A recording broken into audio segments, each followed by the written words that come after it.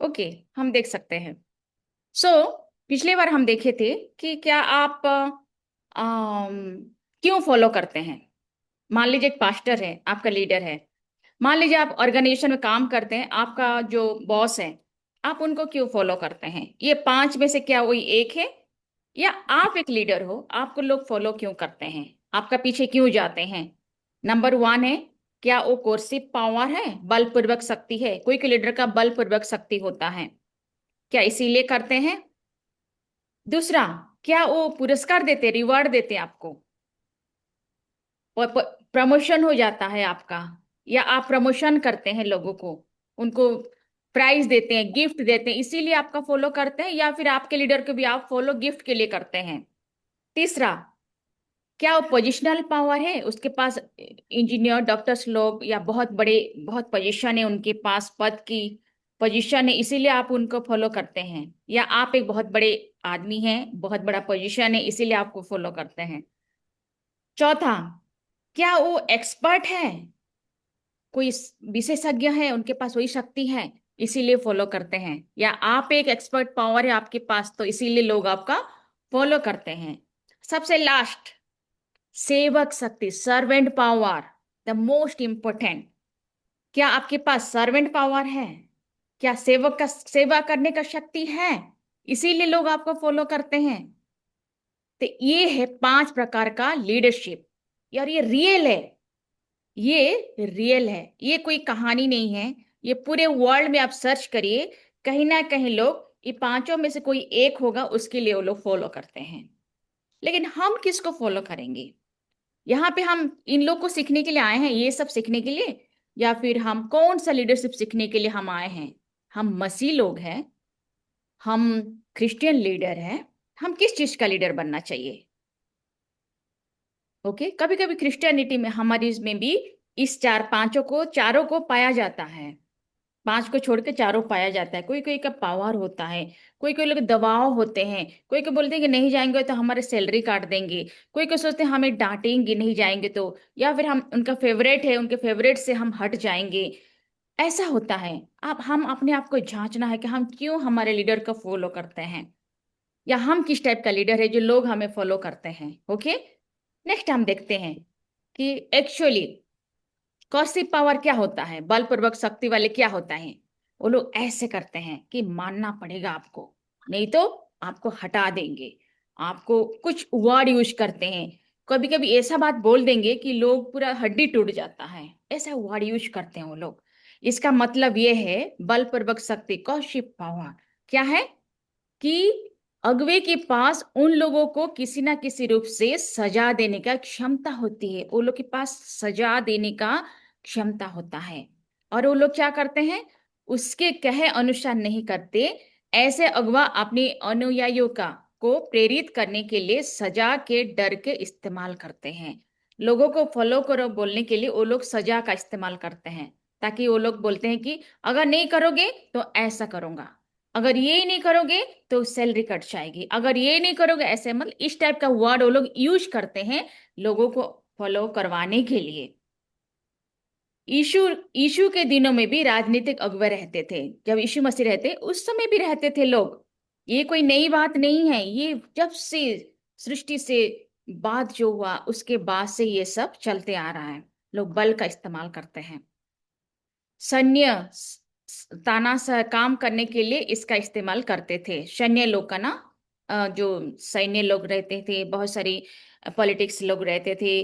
कलीसिया के संदर्भ में ऐसा बहुत कम बार होता है, चर्च में ऐसा नहीं होता है, और जब ये उचित हो तब करते हैं। लेकिन आप लोग ये जो लिखा गया रेफरेंस वहां पढ़ सकते हैं, 5 का 11 में। कोई जल्दी से पढ़ सकते हैं क्या 5 का 11? पहला कुरिन्थियों 5 का 11। बस एक ही पढ़ेंगे, दूसरा टाइम हो जाएगा।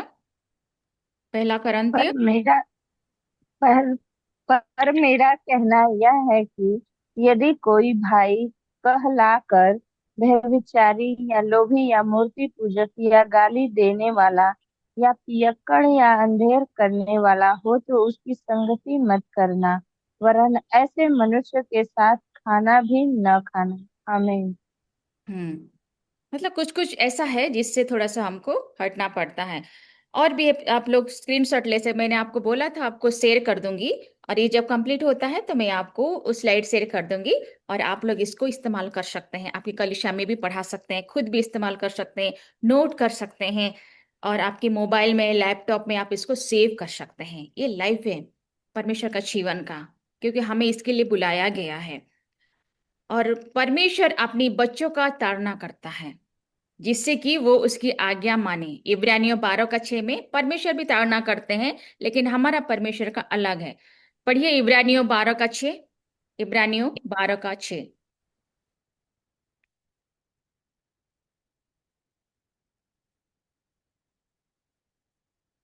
इब्रानियों 12 का 6।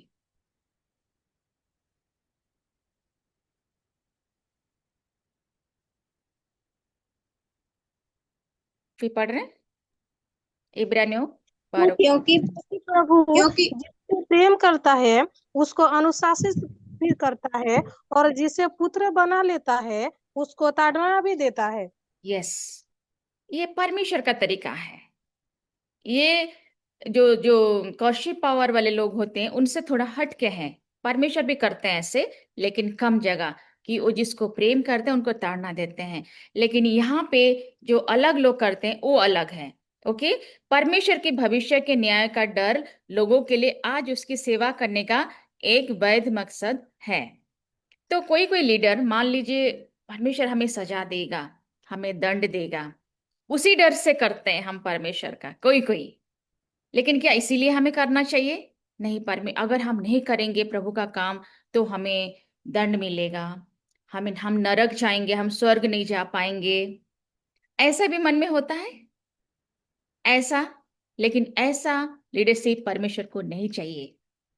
परमेश्वर लीडरशिप इसलिए नहीं देते हैं कि वो कुछ ताड़ना देते हैं या नहीं करने से परमेश्वर आपको सजा देगा, इसीलिए परमेश्वर लीडरशिप नहीं दिया है।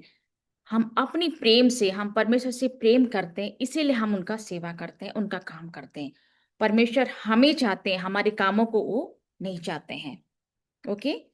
फिर नेक्स्ट देखते हैं हम पुरस्कार वाला। कोई कोई लोग गिफ्ट देते हैं ना, ये स्टाफ बहुत अच्छा है, उसको मैं गिफ्ट दूंगा। या कोई कोई कोई कोई फेवरेट हो जाते हैं, उनको गिफ्ट देते हैं। हम्म। तो इसीलिए लोग फॉलो करते हैं कि हम उसको कुछ देते हैं, इसीलिए हमें लोग फॉलो करते हैं। ऐसा है क्या? हम अपने आप को समझना, हमें आपको स्टडी करना है, ये बहुत सीरियस बात है। क्योंकि हम परमेश्वर के राज के लिए है, अपने राज के लिए नहीं है। अपना जनरेशन का, पीढ़ी पीढ़ी को महान बनाने के लिए हम यहाँ पे लीडरशिप नहीं कर रहे हैं, हम परमेश्वर के राज के लिए लीडरशिप कर रहे हैं।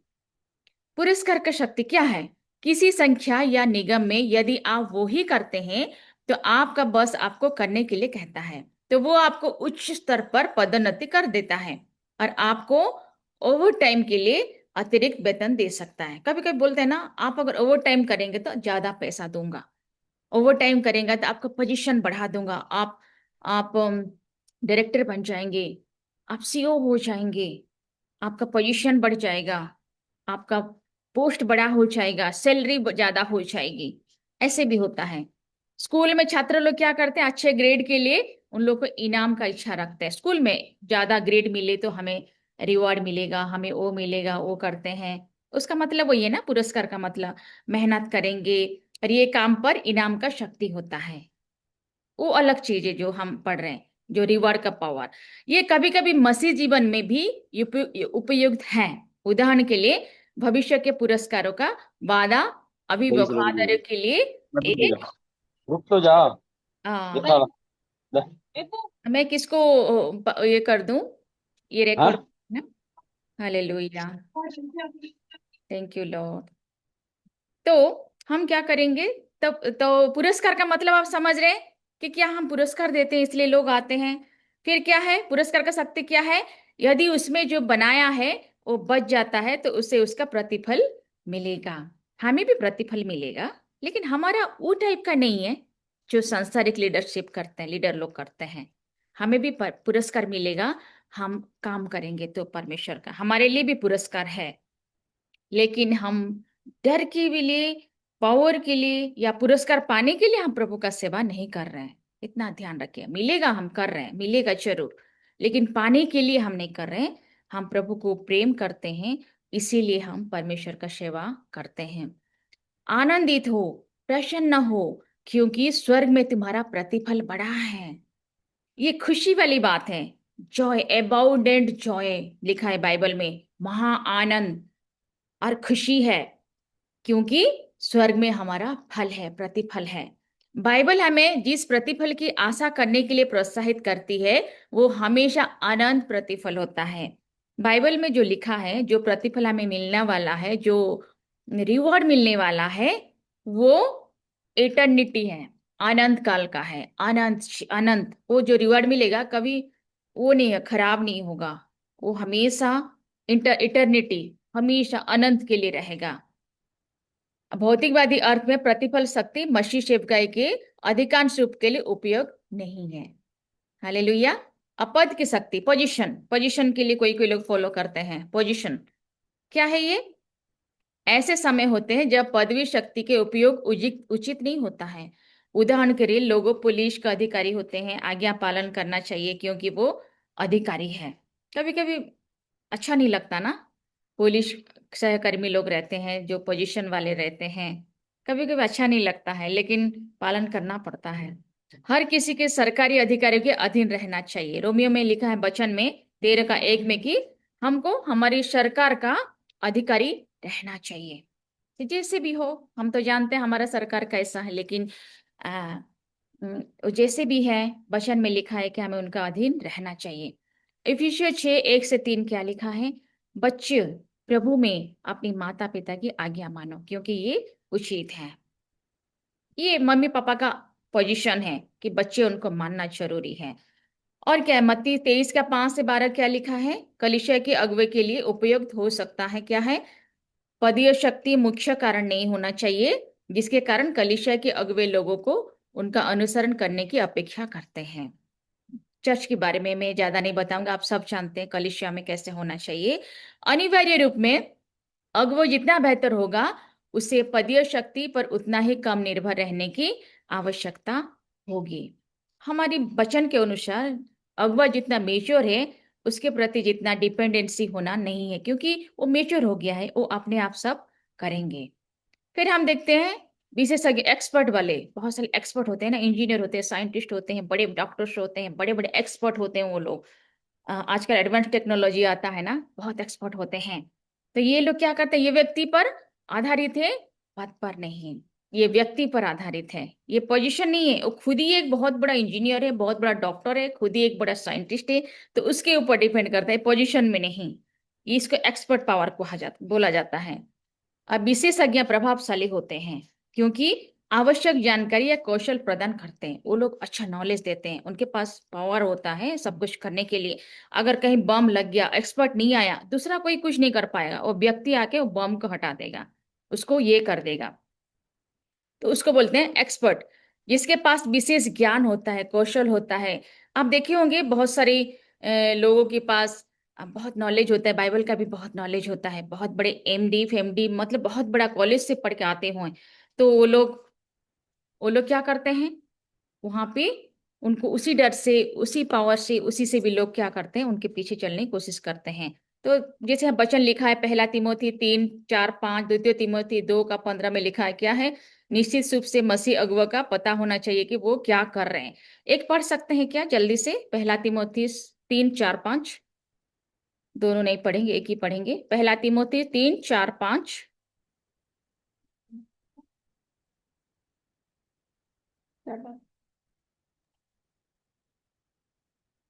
अपने घर का अच्छा प्रबंध करता हो और लड़के बालों को सारी गंभीरता से अधीन रखता हो। हम्म। जब कोई अपने घर घर ही का प्रबंध करना ना जानता हो, तो परमेश्वर की कलीसिया की रखवाली क्यों कर करेगा? हम्म। आमीन। आमीन। इसको बोलते हैं एक्सपर्ट। हालेलुया। जो व्यक्ति अपने परिवार को अच्छे से रखता है, उसको एक्सपर्ट बोला जाता है। देखिए, इतने सारे एग्जाम्पल में परमेश्वर ने किस चीज को एक्सपर्ट बोला गया है? जिसके पास होगा, पावर होगा, उसके पास किस चीज का पावर, किस चीज एक्सपर्ट है? वो अपने परिवार को, उसके वो वो मतलब लालन पालन करने के लिए हर चीज का व्यवस्था करता है, अपने परिवार को संभालते हैं, बच्चे को संभालते हैं। तो वो क्या करते हैं? वो स्मॉल फैमिली है, और इसके द्वारा वो बिग फैमिली जो उनका कलिसिया है उसको चलाते हैं। स्मॉल फैमिली हमारा परिवार है, बिग फैमिली हमारा कलीसिया है। तो स्मॉल फैमिली में अगर वो कर पाया तो बिग फैमिली, बड़ा परिवार जो चल कलीसिया, उसको भी वो कर पाएगा। द्वितीय तिमोथी 2:15 भी पढ़ दीजिए, अच्छा लगेगा। द्वितीय तिमोथी 2:15, सेकंड तिमोथी 2:15।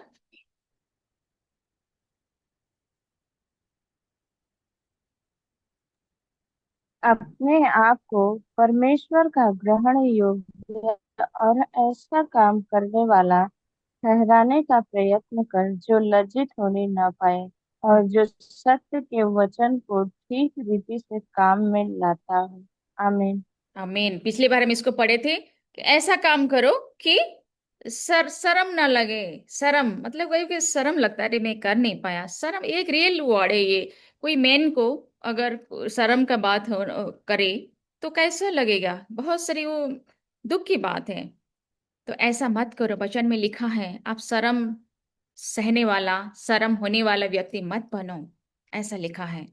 लास्ट जो सबसे अच्छा है, जो जिसके लिए हम आप लोग यहाँ बैठे हैं और मैं भी यहाँ बैठी हूँ, जिस जिस लीडरशिप के लिए ये हमारा लीडरशिप है, क्या है?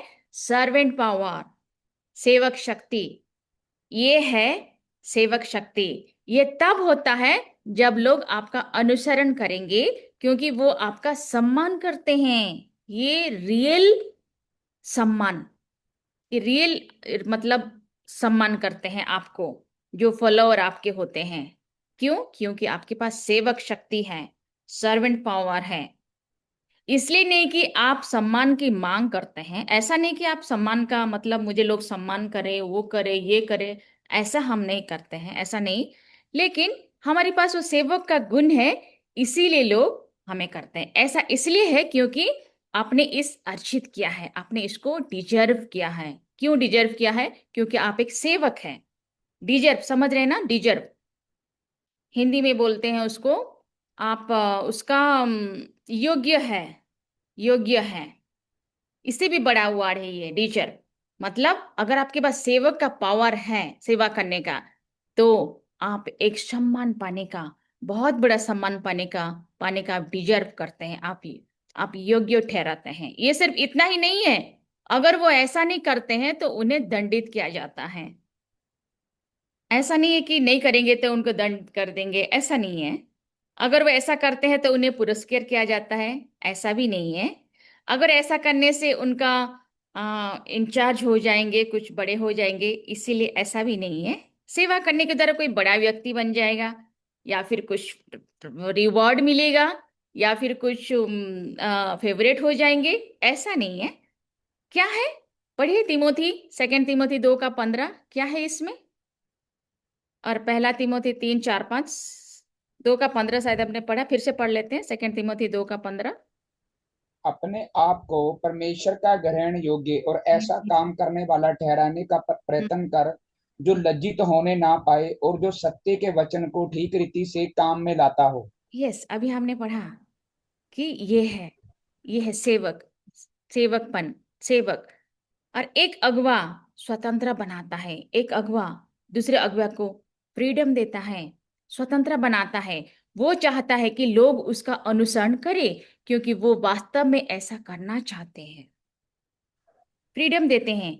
लोग केवल उन अगुओं के प्रति स्वतंत्र रूप से प्रतिक्रिया करेंगे जो सेवक रूप से सिद्ध और विश्वसनीय है। हालेलुया। और दूसरे प्रकार की, खुद को बॉस मान सकता है, लेकिन एक अगुआ अगुआ स्वयं को कोच या सुविधाकर्ता के रूप में देखेगा। जो दूसरे की सेवा करता है, यीशु हमें अपना मित्र कहते हैं। यूहन्ना 15:15 में लिखा है ना, मैं तुम्हें मैं मित्र कहूंगा, तुम मेरा मित्र हो, मेरा मित्र हो। जो सेवा करते हैं उनको यीशु मसीह, वो लोग मित्र होते हैं। क्योंकि यीशु मसीह क्या करने के लिए आए थे? सेवा पाने के लिए नहीं, सेवा करने के लिए आए थे। इसीलिए जो लोग सेवा करते हैं वो लोग यीशु मसीह का मित्र होते हैं। जो लोग इस जैसे यीशु मसीह जैसे सेवा किया, ऐसा सेवा नहीं किया है, तो वो लोग यीशु मसीह का मित्र नहीं हो सकते हैं। ये स्पष्ट लिखा है वचन में। और ये भावनाओं पर निर्भर करता है। ये वफादारी लंबे समय के बाद ही घोषित होती है, बहुत जल्दी पता नहीं चलता ये चीज। आप देखिए होंगे कि मैं इतना सेवा करता हूँ, कोई कोई लोग तो पूरा बहुत सारे लोग होते हैं कि कलीसिया का सारी सेवा करते हैं, लोगों का पूरा सेवा करते हैं। सेवा करने का मतलब ये नहीं कि पूरा वो करो, ऐसा नहीं है। उनका हार्ट होता है, जो हृदय है, सेवा का हृदय, वो पता चल जाता है, वो होता एक्शन में आता है वो। तो वो बहुत समय के बाद पता चलता है, थोड़ा सा लेट होता है, लेकिन धीरे धीरे वो जो सेव का आपने जो सेवा किया उसका प्रतिफल वो आपकी फॉलोअर बहुत देर बाद जानते हैं। फिर धीरे धीरे सब कुछ होता है, अचानक से नहीं होता है। एक रिवार्ड दे दिया ना एक दिन में, दूसरा दिन वो आपको फॉलो कर लेंगे। आपने पोजीशन दे दिया, तीसरा दिन फॉलो करेंगे। आपने उनको एक्सपर्ट बना दिया, तीसरा दिन फॉलो करेंगे। लेकिन जो सर्वेंटहुड होता है, सर्वेंट पावर, वो इज टेकिंग टाइम। ये थोड़ा टाइम लगता है, जल्दी से नहीं होता। इसलिए आपको धीरज रखना है कि ये लंबा समय के लिए है, लंबा समय के बाद ही घोषित होता है। और ये सस्टेनेबल होता है, परमानेंट होता है। ये कभी भी टलते नहीं, वो लोग कहीं भागते नहीं है, साथ में ही रहते हैं। और जैसे हमने पढ़ा, अम, स्वतंत्र रूप में प्रतिक्रिया करेंगे, जो सेवक के रूप में है, सिद्ध और विश्वसनीय है। वो लोग फेथफुल होते हैं और फ्रीडम रहता है उनके पास, स्वतंत्र होता है। ओके, तो बेनिफिट क्या होता है, उसका कॉस्ट क्या होता है, बेनिफिट क्या होता है और कॉस्ट क्या होता है, उसमें लाभ क्या होता है और उसका क्या कॉस्ट क्या चुकाया जाता है ना। क्या है, अन्यों में उच्च प्रतिबद्धता और चाह, अनुसरणकर्ता में उच्च प्रदर्शन, नेतृत्व की शक्ति का बाइबल आधारित आधार। यह बाइबल से होता है हमारा। जो हम सर्वेंट पावर देखते हैं वो सिर्फ हमारी बाइबल से हमें मिलती है। हम यीशु मसीह का फॉलोअर है, यीशु मसीह जैसा है हम ऐसा होते हैं। और मूल्य क्या देना पड़ता है, बहुत समय लगता है, जल्दी नहीं होता, बहुत मुश्किल लगता है कभी कभी। नॉट इजी, ये साधारण नहीं है, बहुत बहुत मुश्किल है, लेकिन संभव है। और देखते देखते समय चला जाता है और हो जाता है। पहले 3 प्रकार की शक्तियां की तरह व्यरित अनुपालन प्राप्त करने में ये उतना प्रभावी नहीं है, विशेष रूप से वो अवज्ञा के मामले में। ओके, इसके लिए आत्म मृत्यु और व्यक्तिगत बलिदान की आवश्यकता है। आप सब जानते हैं, आप सब लीडर से आप सब जानते हैं, व्यक्तिगत बलिदान देना पड़ता है, अपने आप को झुकाना पड़ता है उसके लिए। और यीशु मसीह ने क्या किया, यीशु मसीह ने अपने फॉलोअर को क्या बोला, नेतृत्व की शक्ति के माध्यम से किया। कैसे कि यीशु मसीह ने ईश्वर के रूप में, यीशु उन सभी को तुरंत दंडित कर सकते थे जो उनका अनुसरण नहीं करते थे। जो लोग यीशु मसीह का अनुसरण नहीं किए, खाली 12 लोग आए, तो यीशु मसीह परमेश्वर का संतान होने की नाते सबको दंडित कर सकते थे, कुछ भी दंडित कर सकते, उनके पास पावर था, उनकी वो एक्सपर्ट थे, और वो रिवार्ड देने का भी क्षमता था उनके पास। लेकिन उन्होंने ऐसा किया नहीं। यदि वो उनका अनुसरण करते तो उन्हें इस जीवन में बहुत धन, प्रसिद्ध और सफलता प्रदान कर सकते थे। वो बस इतना कह सकते थे कि मैं प्रभारी हूं, वास्तव में मैं ईश्वर हूं, आपको मेरा अनुसरण करना चाहिए। यीशु मसीह चाहते तो बोलते कि मैं परमेश्वर का पुत्र हूं और मैं एक ईश्वर हूं, आपको मेरा अनुसरण करना चाहिए। ऐसा कभी लिखा है क्या वचन में, ऐसा लिखा है नहीं। उनका अगुवाई कैसा था, कैसा था इनका अगुवाई, यीशु कैसे अगुवाई किए, उन्होंने असीम बुद्धि, सभी चीजों के ज्ञान का उपयोग कर सकते थे। वो सबसे चतुर हूँ बोल सकते थे, मैं सबसे चतुर हूँ, इसलिए तुम्हें मैंने मेरा अनुसरण करना चाहिए। मतलब विशेषज्ञ शक्ति भी इस्तेमाल करना चाहिए था उनको। जितना भी हमने देखा सारे चीज उनके पास था, वो एक्सपर्ट थे, पावर था, बलपूर्वक भी शक्ति था उनके पास, सब कुछ था। लेकिन उन्होंने कभी ये चीज इस्तेमाल किया, हमारे पास भी वो सब चीज है। बलपूर्वक शक्ति भी हो सकता है, रिवार्ड देने का शक्ति भी हो सकता है, हम किसको कुछ दे भी सकते हैं, हम एक्सपर्ट भी हैं, एक्सपर्ट भी हो सकते हैं। लेकिन ये सब क्या हमें इस्तेमाल करना चाहिए अपनी कलीसिया में, अपने लीडरशिप में? नहीं, क्योंकि यीशु मसीह के पास भी सारे चीज था, लेकिन उन्होंने कभी इस्तेमाल नहीं किया। क्यों नहीं किया? क्योंकि he is a servant leader, वो एक सेवक अगुवा थे। यीशु मसीह एक सेवक अगुवा थे, और हम सेवक अगुवा बनने के लिए बुलाए गए हैं। यहाँ पे जितने लोग आए हैं, हम सेवक अगुवे बनने के लिए ही परमेश्वर ने हमें बुलाया है। वचन देख सकते हैं, मत्ती का लंबा हो जाएगा, लेकिन एक पढ़ सकते हैं, यूहन्ना 13 का ये भी लंबा, मत्ती 26 का 35 पढ़ सकते हैं। मत्ती 26 का 35 एक वचन पढ़ेंगे। बाकी आप नोट होगा तो घर में आप पढ़ सकते हैं। मत्ती 26 का 35।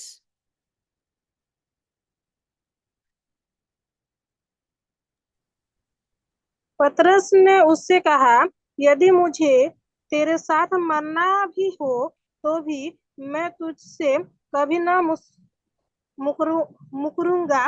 और ऐसा ही सब चलो न भी कहा। हम्म पतरस ने यीशु मसीह ने पतरस को कहा कि तुम आ, यीशु मसीह ने पतरस को कहा, एक मिनट मैं थोड़ा पढ़ के दिखा दे रही हूँ।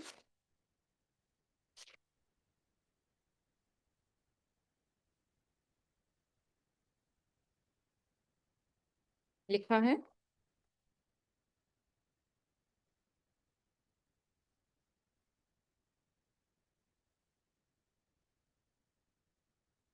पतरस ने उससे कहा, यदि मुझे तेरे साथ मरना भी पड़े तो भी मैं तुझसे कभी ना मुकरूंगा। और ऐसा ही सब चेलों ने भी कहा।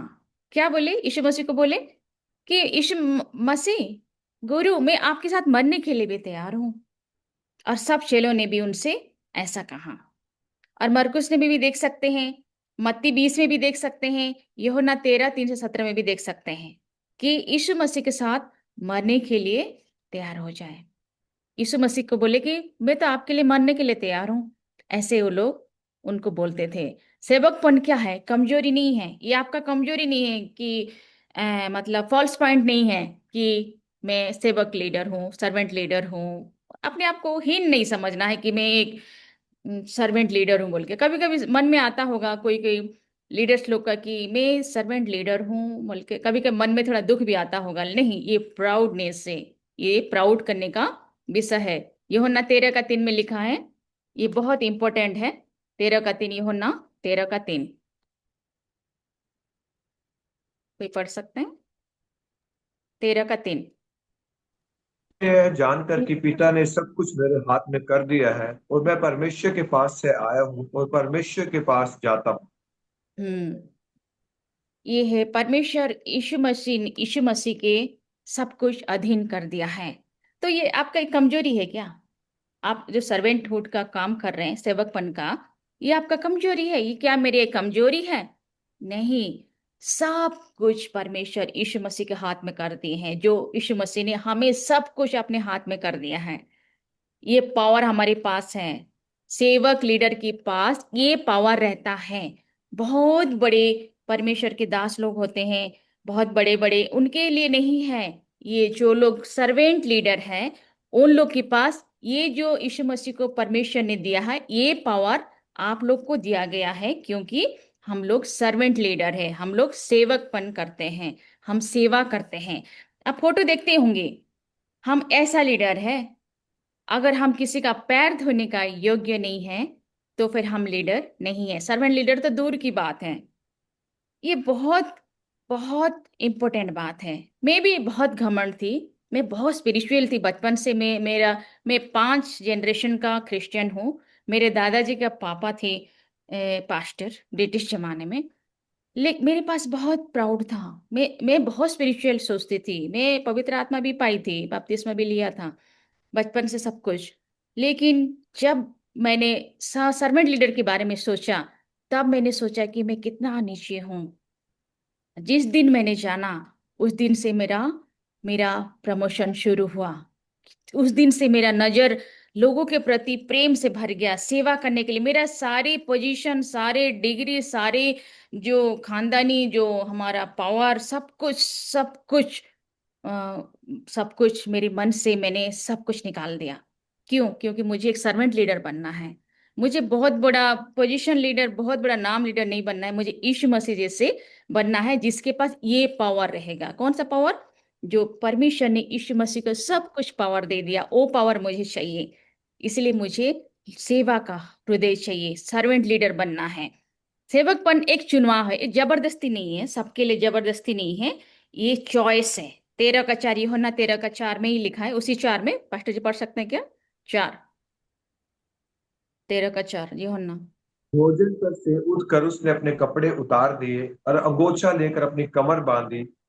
तब बर्तन में पानी भरकर चेलों के पाँव धोने और जिस अंगोछे से उसने कमर बांधी थी पहुंचने लगा। ओके बस। तो उसके नीचे आप जानते हैं क्या हुआ। तो सबसे पहले क्या किया, यीशु मसीह ने खोल दिए उसको और अपने कमर में बांधा। उन्होंने एक्शन दिखाने के लिए क्या किया, अपना वो खोल दिया और उसको बांधा। अगर अगर ऐसा कोई शीशे लोग के सामने कोई करता है तो क्या सोचेंगे लोग। लेकिन यीशु मसीह का जो लीडरशिप है सबसे डिफरेंस है, स्वर्गीय लीडरशिप है, हेवनली लीडरशिप। यीशु ने इस नेतृत्व को, इस शैली को चुना। ये चुनाव है, ये जबरदस्ती नहीं है।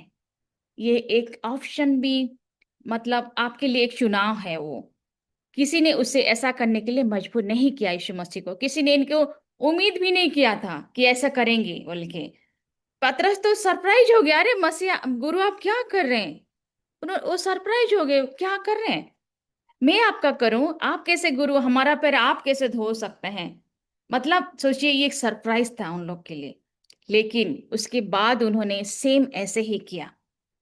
मैं जिस दिन इसको मैंने प्रैक्टिकल किया, सच में बता रही हूँ, मेरा अनुभव अलग हो गया। आप लोग भी किए होंगे तो थोड़ा थोड़ी देर के लिए सोच सकते हैं कि जब ऐसा करते हैं तो कैसा अनुभव होता है। कि बहुत बड़ा, मुझे तो लगा कि मैंने बहुत बड़ा काम कर दिया, ऐसा लगा मुझे। बहुत बड़ा, एक लंबा सांस लिया मैंने।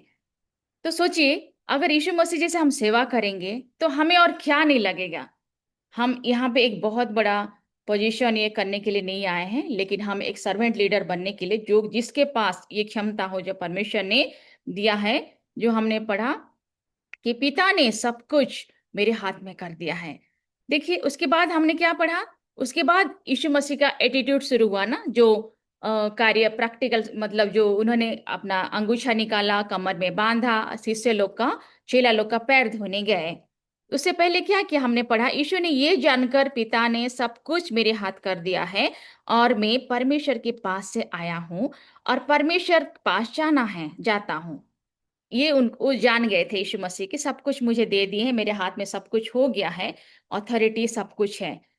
तो उसके बाद उन्होंने क्या किया, अपने ऊपर वो मुकुट पहना, क्या बहुत उन्होंने क्या ऐलान किया, क्या उन्होंने पूरा डिक्लेयर किया क्या कि मैं अभी मेरे पास पोजीशन आ गया है, ऐसे बोले क्या, नहीं।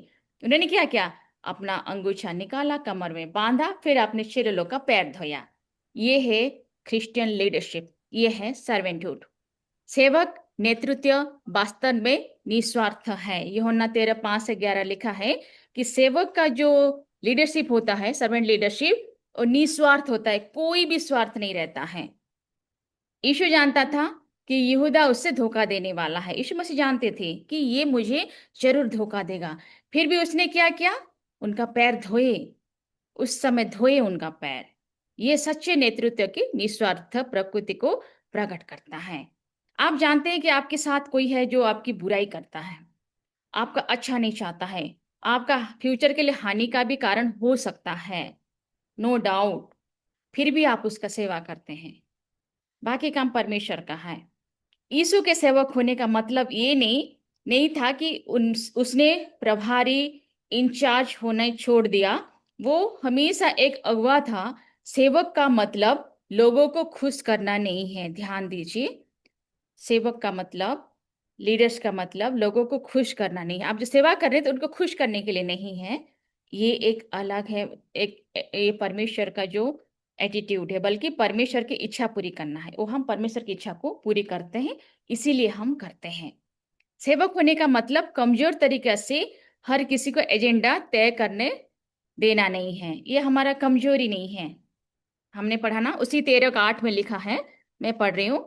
पतरस ने उससे कहा, तू मेरे पाप कभी ना धोने पाएगा। पतरस ने बोला, नहीं नहीं नहीं, आप मेरे पैर कभी नहीं धो सकते। फिर क्या हुआ, तू मेरे पापों को कभी धोने ना पाएगा। तो सुनकर यीशु ने उससे कहा, यदि मैं तुझे ना धोऊं तो मेरे साथ तेरा कुछ भी साझा नहीं है। यीशु मसीह ने उसको बोले, अगर मैं पैर नहीं धोऊंगी तो तेरे साथ मेरा कोई संपर्क नहीं है, कोई साझा नहीं है। साझा मतलब अंग्रेजी में, मतलब और एक वर्ड लिखा है कि जैसे कोई हमेशा के लिए कट जाता है, स्टैंप लग जाता है, उसको बोला जाता है। तो पतरस ने सोचा कि नहीं नहीं प्रभु मत करिए, लेकिन यीशु मसीह ने क्या कहा, नहीं, तो सेवकाई का जो नेतृत्व होता है, हमारा आदर्श प्रभु यीशु है। ध्यान में रखिए, हम यहाँ पे जितने लोग हैं, हम इस लीडरशिप के लिए बैठे हैं। क्या करना है, ध्यान दीजिए। हमारा आदर्श जो मॉडल है यीशु मसीह है, और वो सेवा करवाने नहीं बल्कि सेवा करने आए थे। ओके। दूसरा है, परमेश्वर के राज्य में महानता का दर्जा सेवा से दिया जाता है। हमारा जो किंगडम है ना, परमेश्वर का राज सेवा करने से ही मिलता है। इतना ध्यान दीजिए, सेवा ही परमेश्वर का राज है। दूसरा क्या है, तीसरा, एक प्राथमिक कार्य है, दूसरे की जरूरत को पूरा करना है। प्रायोरिटी, पहला प्रायोरिटी, फर्स्ट प्रायोरिटी क्या है, जरूरत को पूरा करना है, दूसरे की जरूरत को पूरा करना है। चौथा क्या है, अगर आप लोगों के प्रति सेवकाई का दिल रखते हैं तो वो आपका अनुसरण करेंगे, ये कंपलसरी, निश्चित है। अगर आप, मेरे घर कोई आया, अगर मैं उसका सेवा करने का मेरा मन है, तो वो बॉस नहीं बनेगा, वो आपके बॉस नहीं बनेगा, वो जरूर आपका फॉलो करेगा। आप देखिएगा, आपका फॉलो करेगा वो, आप जरूर देखिए। और क्या है, संबंधों को लगातार रिचार्ज किया जाता चाहिए। मैं भी पढ़ रही थी, मैं सरप्राइज हो गया। अरे ये मैंने इसको इतना सेवा किया, इतना किया, वो मुझे भूल गया। नहीं, जो रिलेशन होता है ना, उसको रिचार्ज, बैटरी जैसे होता है, उसको रिचार्ज करना पड़ता है बीच बीच में। उसको, वो बैटरी डाउन हो जाता है, उसको रिचार्ज करना पड़ता है। आप सब जानते हैं कैसे संबंध रखा जाना चाहिए। ओके। फिर क्या है, सेवकाई का शुरुआत करें, सेवकाई और क्रूश में और भी गहराई तक जाएं। क्रूश जो हमारा फोकस है, क्रूश एक जो चिन्ह है, वो सेवा का, वो चिन्ह है सेवा। तो उसी को ही हम गहराई तक जाएं, सेवा, सेवक और क्रूश, उसी को ही फोकस करते जाए, उसी को ही फोकस करें, उसी को ही सोचिए, क्रूस को ही सोचिए। लिखा है वचन ना, प्रतिदिन मेरा क्रूस लेके चलो, प्रतिदिन मेरा क्रूस लेके चलो। क्रूस का मतलब है एक सेवा, सेवकाई।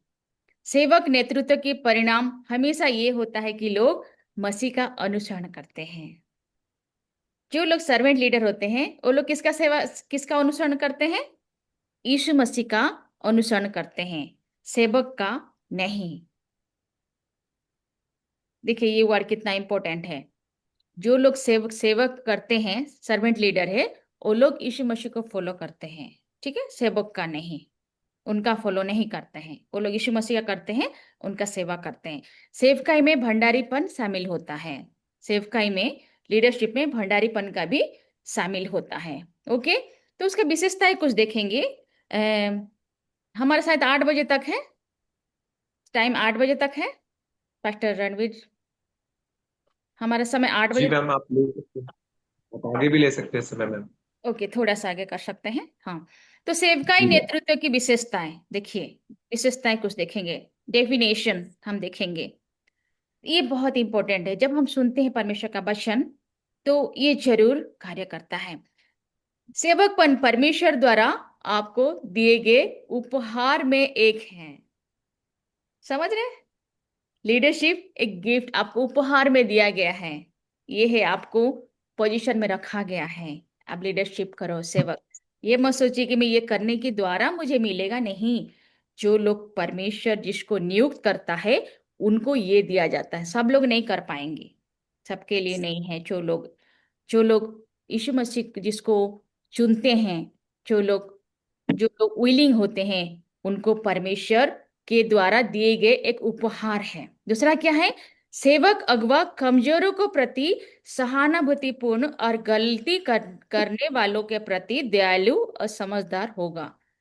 जो सर्वेंट लीडर होता है, जो गलत करते हैं उनके प्रति दया करेगा, वो सहानुभूति होगा, वो दया करेगा और समझदार होगा, उसके प्रति वो समझदार होगा। सेवकपन में स्वयं का बलिदान शामिल है, स्वयं का बलिदान भी शामिल होता है। सेवकपन नेतृत्व है जिससे परमेश्वर अभिषिक्त करेगा और सही साबित करेगा, उसके लिए एनॉइंटिंग किया जाता है। जो लोग सेवकपन होते हैं, जो लोग सर्वेंट लीडर होते हैं, उनका परमेश्वर अभिषिक्त करता है, अभिषिक्त करता है, और वो साबित करता है परमेश्वर उनको, उनके लिए परमेश्वर खड़े होते हैं, साबित करते हैं। और आप इसको, मैं आपको भेज दूंगी घर में, तो आप आपके घर में इसको आप अभ्यास करिएगा। कि 5 प्रकार की शक्ति में प्रत्येक का उपयोग बाइबल उदाहरण खोजें। आप बाइबल में से ढूंढिएगा 5 प्रकार की शक्ति किस किस ने इस्तेमाल किया है, और 5 प्रकार की शक्ति में प्रत्येक के उपयोग के अपने अनुभव और व्यवहारिक उदाहरण देंगे। यदि आप किसी वास्तविक उदाहरण के बारे में नहीं सोच सकते तो कृपया एक यथार्थवादी संभावित उदाहरण का वर्णन करें। आप अपनी बाइबल में ढूंढ के ये सारे विषय आप करिएगा, आपको बहुत अच्छा लगेगा। आप समझ सकते हैं कि मैं कहाँ पे हूँ, आप कहाँ पे हैं, आप समझ सकते हैं। फिर आप किसी प्रकार की शक्ति सबसे अधिक भरोसा करते हैं? पद की शक्ति में आप भरोसा करते हैं, जबरदस्ती में भरोसा करते हैं, पुरस्कार पाने के लिए, या विशेषज्ञ एक्सपर्ट होने का शक्ति, या आप एक सर्वेंट लीडर को ही ज्यादा आप विश्वास करते हैं? आप ऐसा होना चाहते हैं और ऐसे लोगों के पीछे जाना चाहते हैं? ये आपको प्रार्थना पूर्वक सोचना है कि क्या मैं ऐसा हूं कि नहीं। ये अभ्यास करना है, ये एक अभ्यास है। यदि आप सत्ता के प्रकारों के बारे में मूल्यांकन पत्र अपने जीवन साथी, मित्र या सहकर्मी को देते हैं तो वो उसे सत्ता के प्रकार के बारे में क्या कहेंगे जिस पर आप सबसे अधिक भरोसा करते हैं? तो ये आपके लाइफ के बारे में आप दूसरे के पास जाएंगे जो आपको अच्छे से जानता है, वो आपको बताएगा आप कैसे हैं। आप पहले अध्ययन करिएगा, फिर उसके जाके पूछिएगा कि मैं किस टाइप का हूँ, आप मुझे बता सकते हैं, या आपके फॉलोअर से पूछ सकते हैं, या आपके लीडर को आप पूछ सकते हैं कि मैं कैसा हूँ, आप कैसे हैं। ये करना बहुत जरूरी है, क्योंकि कभी कभी मैं अपने बारे में नहीं जानता, दूसरे मेरे बारे में जानते हैं, ऐसा होता है। फिर क्या है, आपके नेतृत्व में क्या विशिष्ट परिवर्तन करने की आवश्यकता है, आप उसको लिखना पड़ेगा, हमें लिखना पड़ेगा, तभी हम आगे जा पाएंगे। फिर नेतृत्व के कुछ प्रकृति होता है, कुछ नेचर होता है। नेतृत्व का, सेवक का, सेवकाई का एक नेचर होता है। क्या होता है? लेन देन की संबंधों में, लेन देन की, आपकी लाइफ में भी ऐसा होता होगा, लेन देन का संबंधी अगुवा होते हैं। क्या होता है? अधिक पारंपरिक अगुवे को लेन देन संबंधी अगुवा या विनिमय अगुवा कहा जाता है। दूसरा है लेन देन संबंधी नेतृत्व, इस विनिमय के प्रतिनिधित्व करता है, आप मुझे कुछ दे और मैं आपको कुछ दूंगा। लेन देन संबंधी अगुवे चीजों को सुचारू रूप और कुशलता से चलाने में उत्कृष्टता प्राप्त करते हैं। ठीक है, फिर उसके बाद हम देखते हैं नेतृत्व की प्रकृति, जो नेचर होता है। तो वो लोग ट्रांसफरिंग अगुवा होते हैं। सेवक नेता, सेवक नेता उनके लाइफ में ट्रांसफॉर्म रहता है, ट्रांसफॉर्म, रूपांतरणकारी, संगठन की दिशा बदलने वाले कार्य की शुरुआत करते हैं। वो लोग कैसे शुरुआत करते हैं? जो संगठन होता है उसका दिशा कैसे बदला जाए, कैसे करे, बहुत बड़ा कार्य करने का वो लोग शुरुआत करते हैं। एकदम से नहीं करेंगे लेकिन शुरुआत करते हैं। ये अगुवे अपने अनुयायियों का मूर्त आवश्यकताओं को भी समझते हैं। अपने पास जो जो फॉलोअर होते हैं उनके पास जो चीज मर गया है वो चीज को भी वो समझते हैं और उन्हें पूरा करने की प्रयास करते हैं। वो लोग पूरा करने के प्रयास करते हैं। वो लोग क्या करते हैं? उन्हें अपेक्षा से अधिक कार्य करने के लिए प्रेरित करते हैं, उनको अधिक कार्य करने के लिए प्रेरित करते हैं। फिर क्या करते हैं? अमूर्त गुणों को ध्यान केंद्रित करते हैं। जो जो उनके पास जीवित है, गुण है, अच्छा है, उसको वो लोग केंद्रित करते हैं, उसको बताते हैं। फिर क्या लेन देन के संबंधी अगुवा क्या करते हैं? परमेश्वर की इच्छा को पूरी करते हैं, परमेश्वर की महिमा करते हैं, सत्य बोलते हैं, समुदाय होता है, उनके पास दर्शन होता है, उनके पास क्रिएटिव माइंड होता है, रचनात्मक होता है, बलिदान होता है। और लेन देन के अगुवे क्या होता है? भोजन होता है, आश्रय होता है, स्वास्थ्य, सुरक्षा, पुष्टि, ये सब इसमें इंक्लूड होता है। कभी हम अगर ट्रेनिंग करेंगे तो डिटेल जाएंगे उसके बारे में। ओके, तो ट्रांसफॉर्मेशन कैसे होते हैं ये आप घर में अच्छे से पढ़ लीजिएगा, आपको सब कुछ धीरे धीरे बाइबल के द्वारा आपको समझ में आएगा। तो वो क्या करते हैं? विकसित करते हैं, समस्या को हल करने की पहल करते हैं, और क्या करते हैं? लक्ष्य जो उनका जो फोकस रहता है उसको वो लोग विचार करते हैं और उनके प्रति व्यक्तिगत जरूरत पर ध्यान देते हैं। सभी लोग के साथ शामिल होते हैं, शामिल करते हैं, परमेश्वर की इच्छा को पूरे करने के लिए वो लोग कोशिश करते हैं।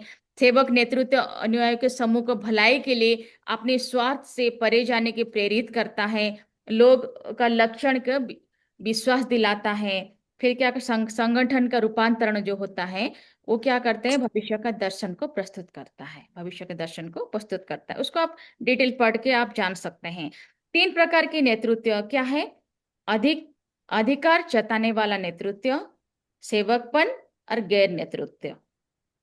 मत्ती 20:25 में क्या है, ये संसार का वो नेतृत्व है जिसके बारे में यीशु ने कहा। संसार का नेतृत्व क्या है, 20:25 में लिखा है मत्ती का, जो सांसारिक नेतृत्व होता है। 3 चीज हम देख के बंद करेंगे। 20:25, मत्ती 20:25 में लिखा है, देखिए मैं पढ़ रही हूँ आप लोग के लिए।